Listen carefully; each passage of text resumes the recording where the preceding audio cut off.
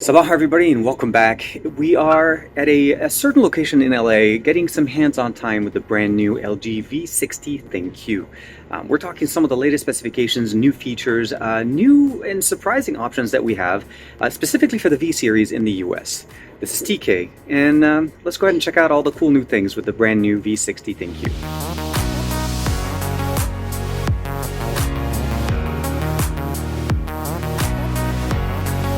So it's no surprise that LG would try to give us the best bang for the buck, meaning the best value, the latest specifications, but at a really good price.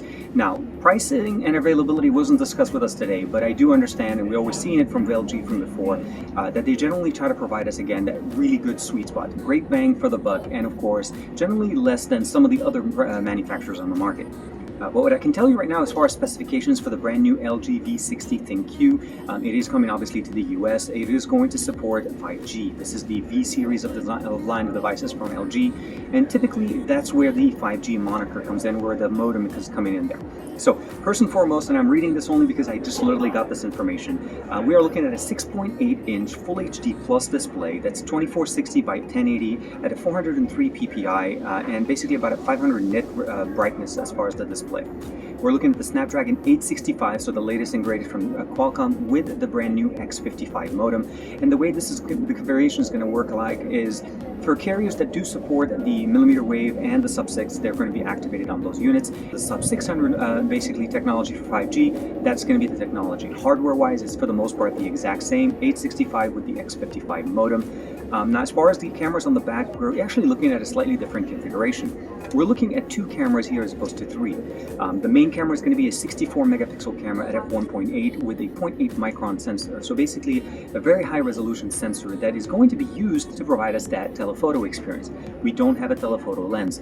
And the way they're doing it essentially is because of the higher quality pixels and of course the sensor, we're able to get a much more better pictures coming out of that sensor. Now, we will also have a 13 megapixel wide-angle lens. LG started this entire trend and they're continuing with it, so they're doubling down with the wide-angle lens.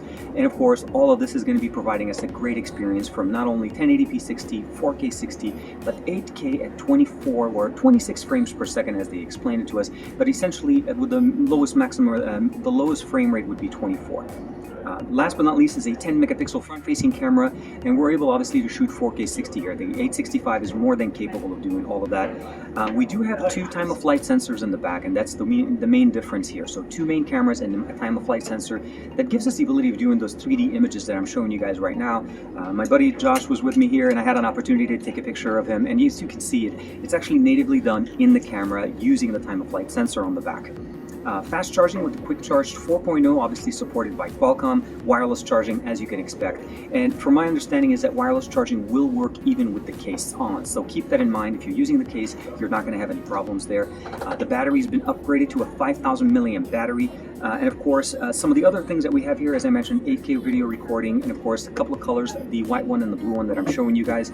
But the main difference, of course, is that we still have the quad DAC 3.5mm headphone jack here. We also have 4 microphones now that augment the experience of audio, the ability of doing audio bokeh, which is what I'm using right now. Because I want to share with you guys, how does the audio in the video work? There's some wind going around behind me, there's some people talking on the other side, and there's some more people, and Josh is right there behind the sensor. But essentially, it's the experience that you want to be able to get out of this. This is going to be a quick sample of the front-facing camera on the brand new LG V60 ThinQ. I'm recording this at 4K 60 frames per second.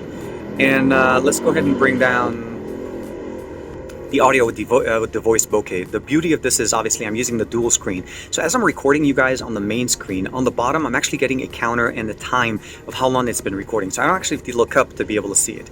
Now we're able to record 4K 60 as well as 8K 24 on the back-facing sensor. Definitely very nice and something that we can definitely appreciate on this device.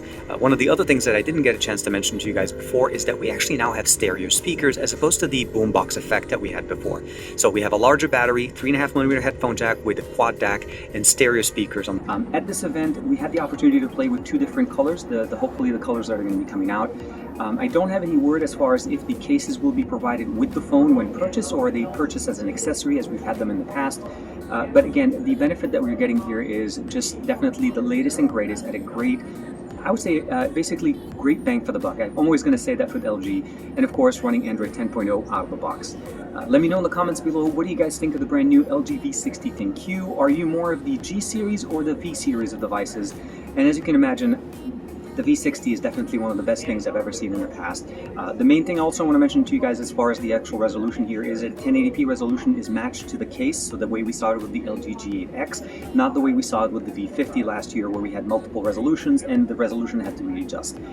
The case feels really solid at 6.8 inches. It's a large display.